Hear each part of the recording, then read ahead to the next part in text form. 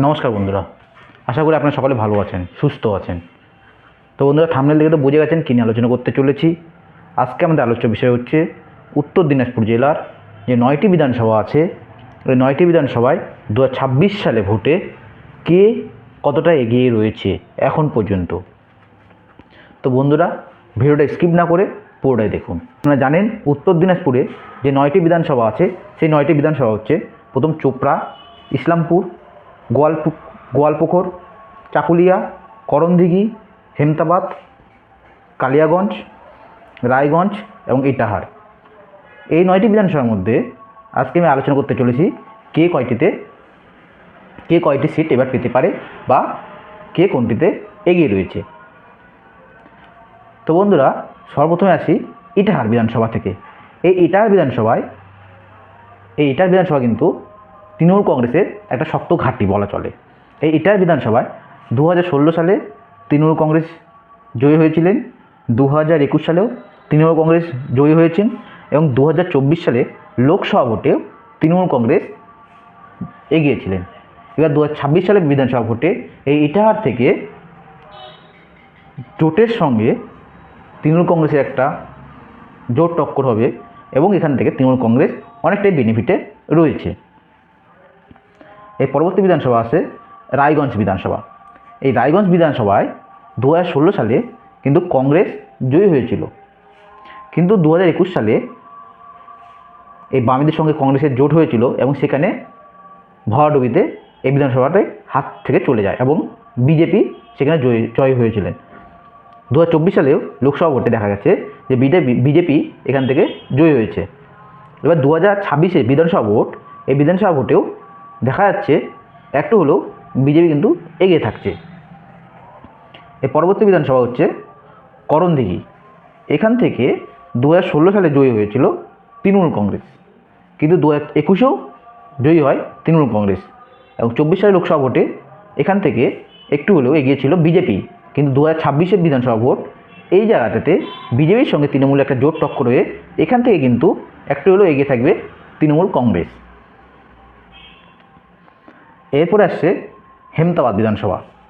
এই হেমতাবাদ বিধানসভা থেকে 2016 সালে জিতেছিল সিপিআইএম, কিন্তু 2021 সালে সেখান থেকে জয়ী হয় তৃণমূল কংগ্রেস এবং 2024 সালে লোকসভা ভোটে সেখান থেকে এগিয়েছিল বিজেপি, কিন্তু 2026 বিধানসভায় এই হেমতাবাদেও এবার তৃণমূল কংগ্রেস ভালো ফল করতে চলেছে। এরপর আসছে কালিয়াগঞ্জ বিধানসভা। এই কালিয়াগঞ্জ বিধানসভায় জয়ী হয়েছিল 2016 সালে কংগ্রেস এবং 2021 সালে এই কালিয়াগঞ্জ থেকে জয়ী হয় বিজেপি এবং 2024-এও লোকসভা ভোটে সেখান থেকে কিন্তু বিজেপি এগিয়েছিল। এই 2026 যদি বিধানসভা ভোট হয় এই মুহূর্তে দাঁড়িয়ে, এখানেও কিন্তু এবারও বিজেপি এগিয়ে থাকবে। এরপর আসছে চাকুলিয়া। এই চাকুলিয়াতে 2016 সালে এগিয়েছিল সিপিআইএম, 2021 সালে এই চাকুলিয়া থেকে এগিয়েছিল বা জয়ী হয়েছিলেন তৃণমূল কংগ্রেস এবং 2024 সালে লোকসভা ভোটে এই চাকুলিয়া থেকে একটু হলেও এগিয়েছিল কংগ্রেস, কিন্তু 2026 যদি বিধানসভা হয় এই বিধানসভা থেকে এবারে তৃণমূল কংগ্রেসের সঙ্গে কংগ্রেস এবং জোট মানে ত্রিমুখী লড়াই হবে। একদিকে তৃণমূল কংগ্রেস, একদিকে জোট, আরেকদিকে কংগ্রেস, এবং এখানে একটু হলেও বেনিফিটে থাকবে কিন্তু তৃণমূল কংগ্রেস। এরপর আসছে চোপড়া বিধানসভা। এই চোপড়া বিধানসভাও তৃণমূল কংগ্রেসের একটা শক্তিশালী ঘাঁটি।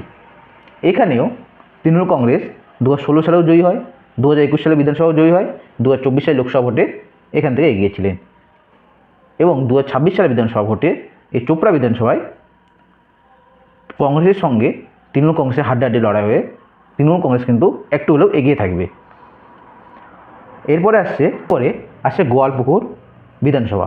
এই গোয়ালপুকুর বিধানসভা থেকে 2026 বিধানসভায় এবার কিন্তু এই গোয়ালপুকুর থেকে কংগ্রেসের সঙ্গে তৃণমূল কংগ্রেসের একটা হাড্ডাহাড্ডি লড়াই হবে এবং এখান থেকে একটু হলেও এগিয়ে থাকতে পারে কিন্তু কংগ্রেস। তো এই ছিল কিছু বিধানসভার সমীক্ষা। তো এখান থেকে দেখা যাচ্ছে যে তৃণমূল কংগ্রেস এই 9টি বিধানসভার মধ্যে 5টিতে এগিয়ে থাকবে, বিজেপি 2 থেকে 3টিতে এগিয়ে থাকবে এবং কংগ্রেস 1টি থেকে 2টি বিধানসভায় এগিয়ে থাকতে পারে। আপনাদের কি মতামত অবশ্যই কমেন্ট করে জানাবে এবং ভিডিওটা যদি ভালো লেগে থাকে একটা লাইক করবেন, শেয়ার করবেন এবং কমেন্ট করবেন বন্ধুরা। দেখা হচ্ছে পরবর্তী কোনো ভিডিওতে।